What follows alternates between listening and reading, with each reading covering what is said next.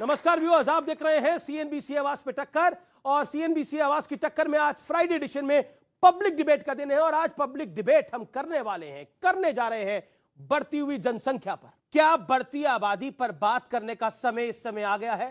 क्योंकि 15 अगस्त 2019 को लाल किले के प्राचीर से प्रधानमंत्री नरेंद्र दामोदर दास मोदी ने कहा था कि परिवार को छोटा रखना भी देशभक्ति है।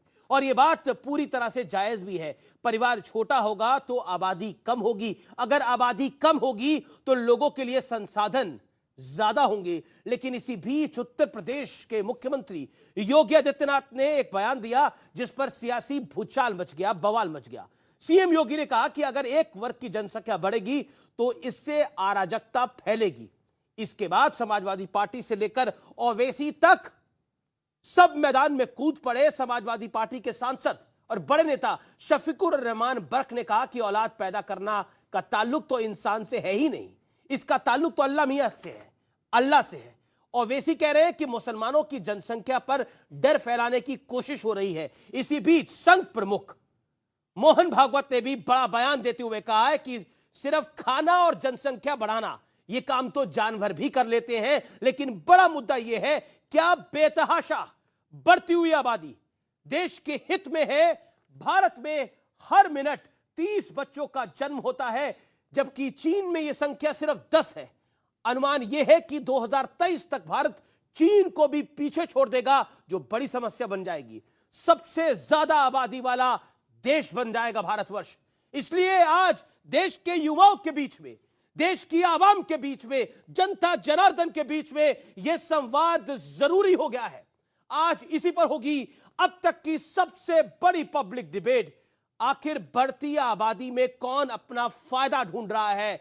आज न्यूज 18 पर सबसे बड़ी चर्चा सबसे बड़े पैनल के साथ।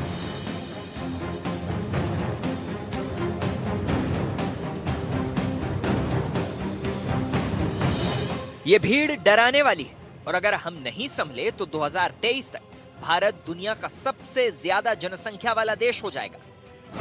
अनुमान है कि 2022 में भारत की आबादी 1.412 अरब रहेगी, जबकि इसी दौरान चीन की आबादी 1.426 अरब रहेगी। लेकिन अनुमान के मुताबिक भारत 2023 में चीन को पीछे छोड़ देगा। हमारे देश में आज भी स्वयं प्रेरणा से एक छोटा वर्ग परिवार को सीमित करके अपने परिवार का भी भला करता है और देश का भला करने में बहुत बड़ा योगदान देता है। प्रजा बढ़ाना ये तो पशु भी करते हैं ना। जो ताकतवर है वो जी लेगा। Is the law of the jungle, survival of the fittest.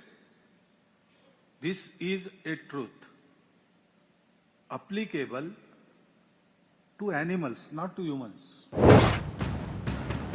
इन आंकड़ों के सामने आते ही देश में एक बार फिर जनसंख्या नियंत्रण कानून की मांग उठना शुरू हो गई और साथ ही अब इस पर राजनीति भी हावी हो रही है।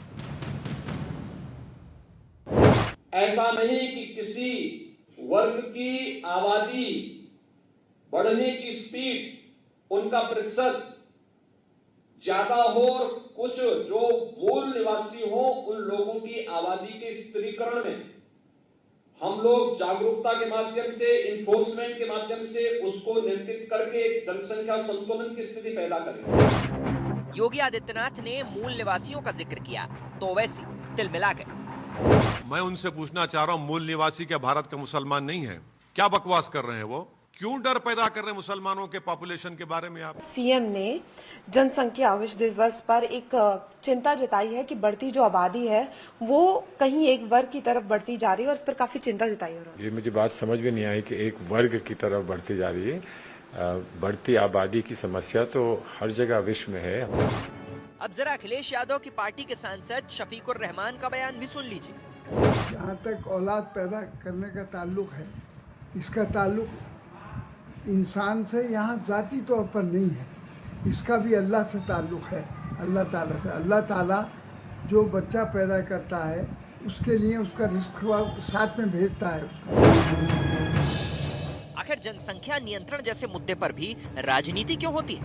क्या हमारे माननीय नहीं जानते कि समस्या को धर्म से जोड़ा तो नतीजा हर एक हिंदुस्तानी को भुगतना होगा?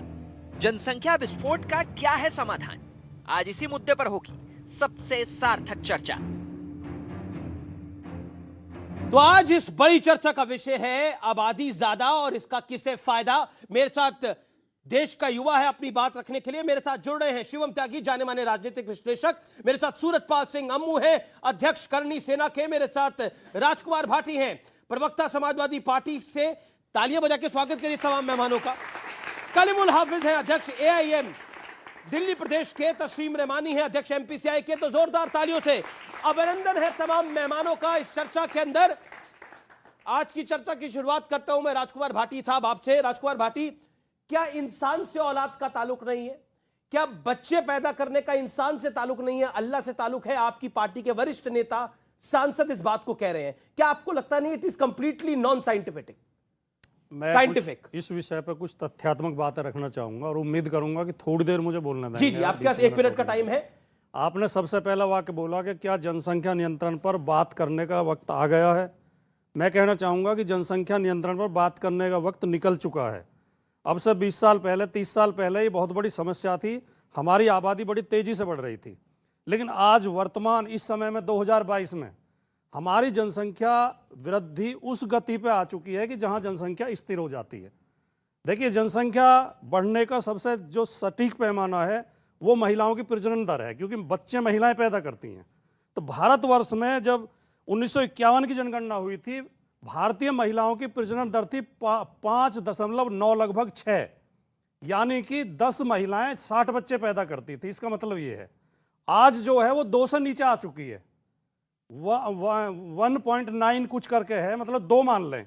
इसका मतलब है कि 10 महिलाएं 20 बच्चे पैदा कर रही हैं, जो 1975 में। 1 मिनट हो गया। जी जी, लेकिन मैं आपसे एक और सवाल मैं 2 वाक्य बोल दूं बस। फिर आपसे एक और सवाल है, जो नरेंद्र मोदी कह रहे हैं और जो मोहन भागवत कह रहे हैं और जो योगी कह रहे हैं, इसके क्या मायने हैं? 15 सेकंड में इसका जवाब। माननीय मोदी जी, माननीय योगी जी और मोहन भागवत जी का मकसद कभी भी जनसंख्या नियंत्रण रहा ही नहीं है। इस विषय को लेकर हिंदू मुस्लिम के बीच झगड़ा पैदा करना, ठीक है, और उन पर निशाना साधना, ये इनका मकसद रहता है। बड़ा आपने बयान दे दिया, वरना तो कोई विधेयक लेके आते हैं, कानून बनाते। आपने मेरे एक सवाल का जवाब नहीं दिया। आपने, मैं आगे उसका भी जवाब दे दूंगा। आपने बोला शफीकुर रहमान, मैं जरूर जो बोला, जिसने बोला अल्लाह बच्चे पैदा कर रहे हैं, अब इसमें इंसानों का हाथ नहीं है, ये आपको नॉन साइंटिफिक नहीं लगती। लेकिन शिवम त्यागी, मैं आपकी बात आता हूं। शिवम त्यागी, क्या भारतीय जनता पार्टी, राष्ट्रीय स्वयंसेवक संघ, क्योंकि आप इस विचारधारा से आते हैं, योगी आदित्यनाथ हिंदू मुसलमान कर रहे हैं इस पूरे विषय के ऊपर?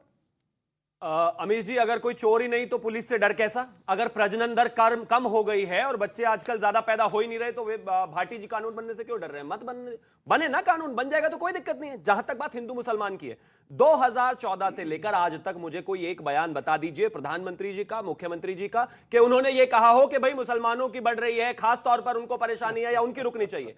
योगी आदित्यनाथ जी ने एक बात अभी कुछ दिनों पहले कही, उन्होंने बोला ना, रोकूंगा मैं आपको, उन्होंने बोला एक वर्ग की बढ़ रही है। उन्होंने बोला कि एक वर्ग की अगर जनसंख्या बढ़ती है तो वो परेशानी है, और वो बिल्कुल बिना तथ्यों के इस बात को नहीं कह रहे। मैं बिल्कुल डंके की चोट पर इस बात को कहता हूं कि जहां बढ़ी इनकी आबादी वहां तय है बर्बादी। 75 पर प्रार्थना बंद, 80 पर सरिया है।